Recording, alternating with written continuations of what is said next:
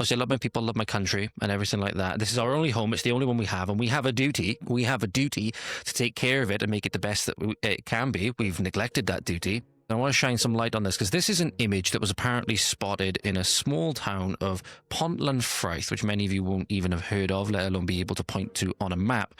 You can see here, in the middle, it says flags, is it? And you can just about see it. It's microscopic.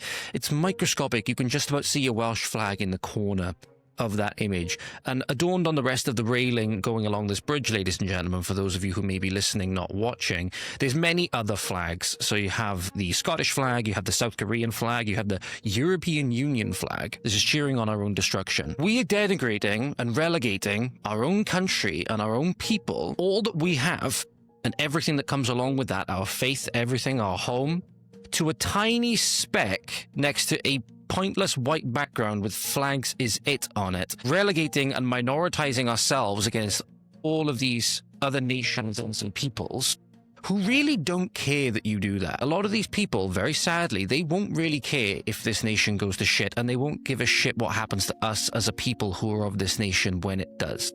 So you see so many people all across the country holding up Pakistani flags, the Pakistanis, right?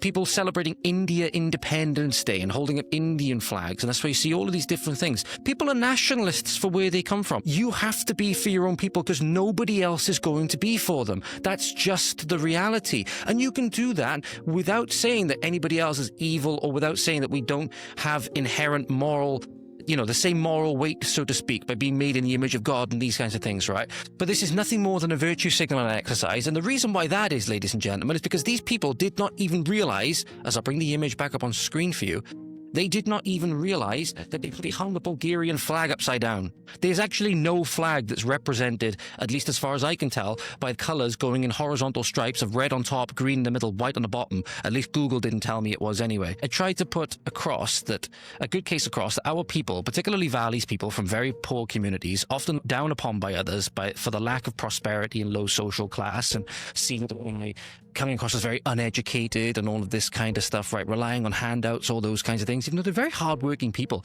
very hard-grafting, very hard-working people when you get down to them, the majority of them, right? Aren't a bunch of sheep-shagging, suicidally empathetic, low-IQ morons. But when we do things like this, we don't do us any favors because we just look stupid. And we say, look how much pride we have in everybody else but ourselves. Nobody is going to clap for you. You're basically holding your arsehole open and telling everybody else in the world to have a go of it. I'm sorry, that's just the way that it is. That's just the way it looks on the world stage. You look weak, you look effeminate, you look unrespectable, and that's not something which we can have.